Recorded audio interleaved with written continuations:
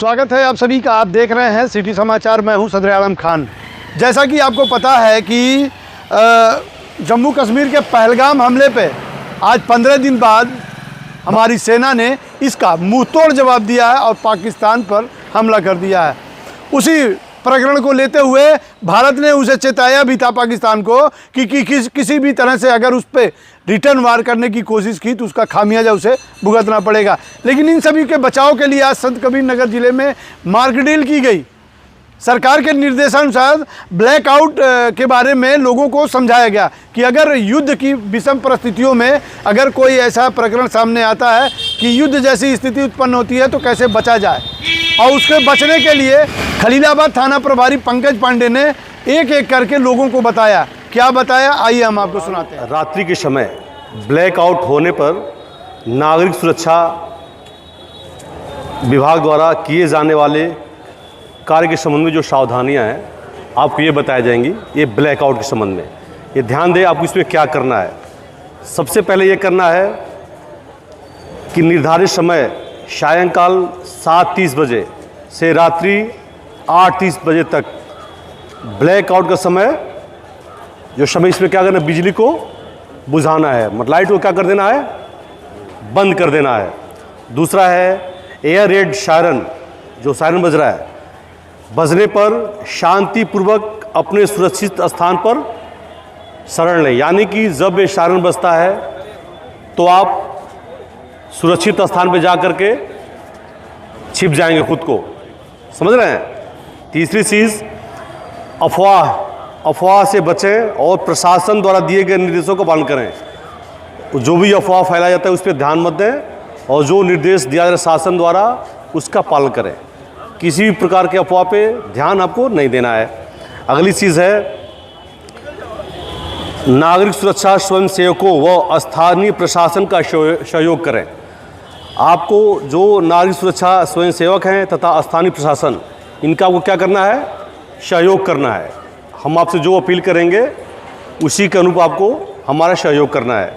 अगली चीज़ है, mock drill को गंभीरता से लें। अभी आपको कराया जाएगा, वो मॉक ड्रिल को गंभीरता से लें ताकि आपातकाल की स्थिति में जान माल की हानि कम से कम किया जा सके, समझ रहे हैं।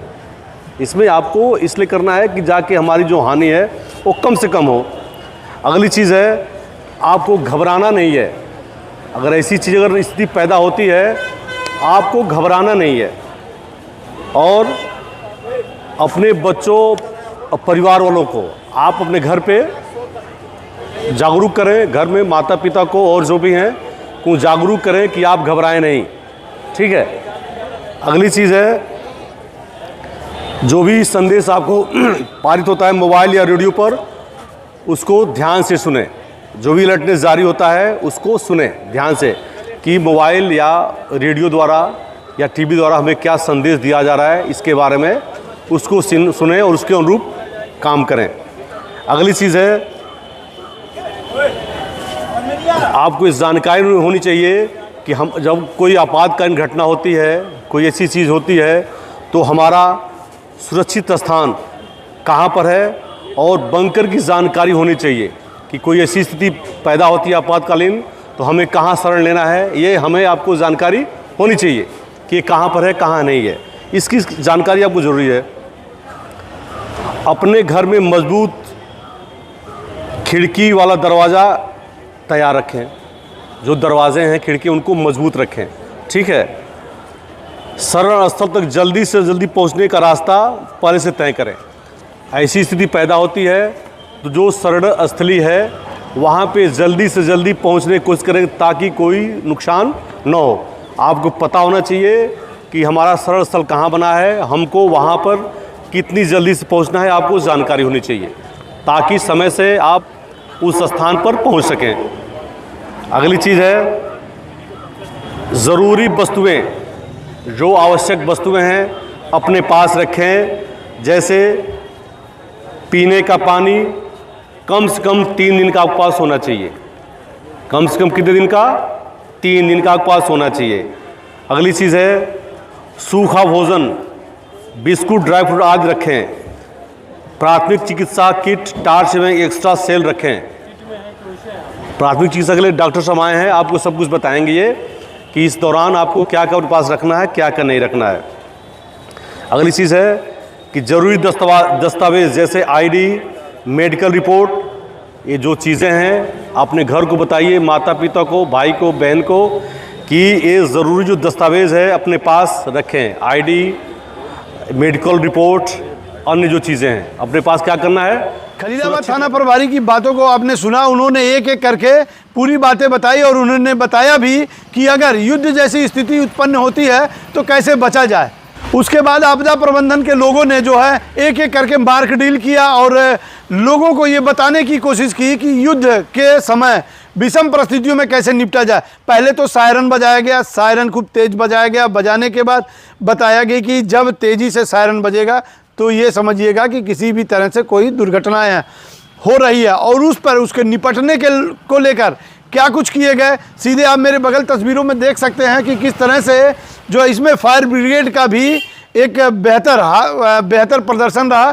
फायर ब्रिगेड ने मौके पर लगी आग को कैसे बुझाया, कैसे जो उसमें घायल लोगों को सीढ़ियों से नीचे उतारा और कैसे उन्हें जो है फर्स्ट एड के लिए अस्पताल तक पहुंचाया, सारा एकदम बिल्कुल बखूबी तरीके से बताया। और इसमें आपदा प्रबंधन के लोगों का भी विशेष योगदान रहा।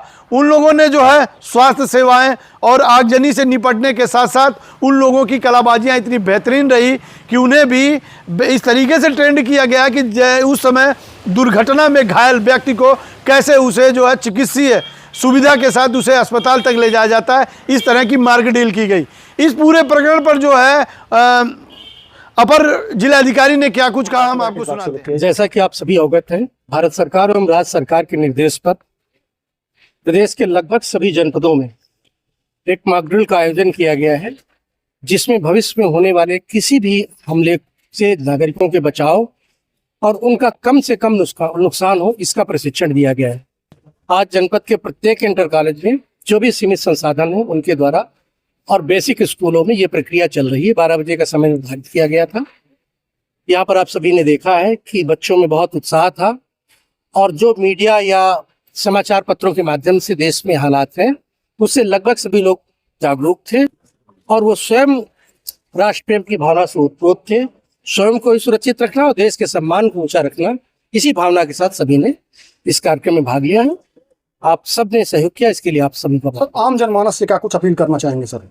आम जनमानस, आप सब समझ रहे हैं कि पहलगाम हमले के पश्चात देश के लगभग प्रत्येक नागरिक में रोष व्याप्त है कि इनके दोषियों को कड़ी से कड़ी सजा दिया जाए। सरकार उसके लिए संकल्पित है। हम सब उसी श्रृंखला में इस कार्य को कर रहे हैं और आगे भी करते रहेंगे। बहुत बहुत आपने उप जिलाधिकारी की बातों को सुना और सुनने के बाद लोगों के तन बदन में एक ऊर्जा सी पहुंची। उन्होंने सीधा लफ्ज़ में कहा कि अगर पाकिस्तान हमारे देश के साथ कुछ कर सकता है तो हमारा देश भी उसका बेहतर जवाब दे सकता है। हम आपकी जानकारी के लिए बता दें कि पहलगाम में 26 लोगों की मौत हो गई थी, और जो है आतंकवादियों ने उनका नाम पूछकर उन्हें एक एक करके मौत के घाट उतारा था।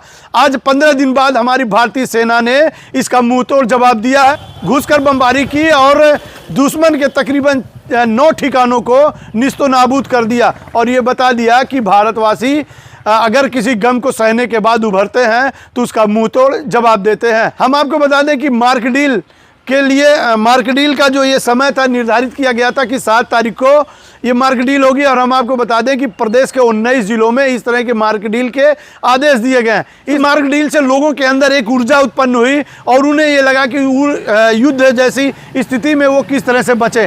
हालांकि जो है हमारी सरकार निरंतर जो है इस मामले पर सचेत रही है। पाकिस्तान को ये चेता दिया था कि अगर हमने बदला लिया है तो अगर पुनः दोबारा ये इस तरह की घटना करने की कोशिश करेगा तो उसका मुंहतोड़ जवाब दिया जाएगा। फिलहाल हमारे देश ने बदला ले लिया है।